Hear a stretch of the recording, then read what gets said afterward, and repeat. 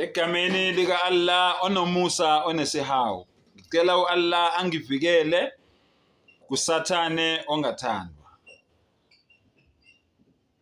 Nakubo bonke abantu abavumela usathane abasebenzise bese bayaqala ngenxa yokuveza kwami amaqiniso bese bebona ukuthi kunokuthi bangichallenge, abangichallenge, bayangithuka, bayangisongela, bayangesabisa. uAllah umdala weinsuku angivikele nakubo bonke labo bantu labo kanye nabo bonke ozakwethu esiqhubha nawo lo mlayezo lo weqiniso wokuvula abantu amehlo ukuthi ababone iqiniso njengoba linjalo. 21 Matthew 10 verse 21. Kepha umuntu uyakukhaphela umfowabo ekufeni njengoba nisikhaphela nje.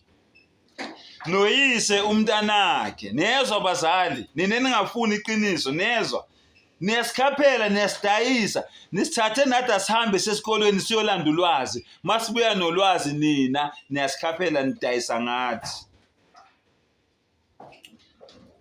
Abantwana bayakuvukela abazali babo bababulale.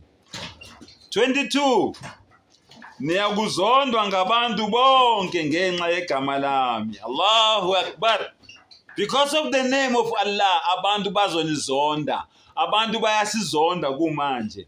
Labantu abasongelayo, labantu abasesabisayo, labantu abasizingelayo, konke ngoba sikhuluma biismillah egameni lika Allah. Ingakho benenkinga ukuthi asikhulume egameni loNkulunkulu babo. Khulekani ke niyozondwa ngenxa yegama lami.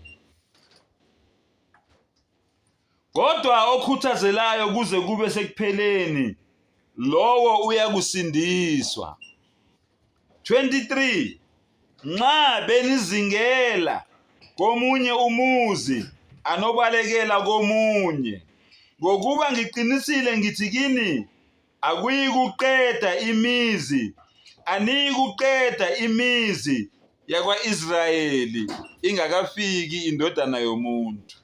Uyabuya nini kwazi yena kodwa uyabuya. Ngishilo ngathi useke wabuya uYeshua hayi uJesu. uYeshua useke wabuya weze emhlabeni, wafike wakhuleka, wahamba futhi wabuyela ezulwini la ekhona. Kodwa nina anikwazi lokho ngoba anifuni ukufunda. Yinkinga yenu leyo. Thina ke sifundayo siyakutshela ukuthi uYeshua useke wabuya la emhlabeni. Njengoba wayehambile, useke wabuya la emhlabeni. Wafikela eJerusalema, wakhuleka ethempelini la akhuleka khona engayedwa nabo bonke abanye abaprofeti abangasekho emhlabeni. Bahamba futhi babuyela emuva la abaqhamuke khona. Thola ulwazi khona uzoba sharp ufane nami. Umdala akupha amandla, akuvula ingqondo, akuvula amehlo, ubone iqiniso, ungagcini ngokulibona bese uyalilandela kodwa nguforced. Akhiru dawana alhamdulillahi rabbil alamin.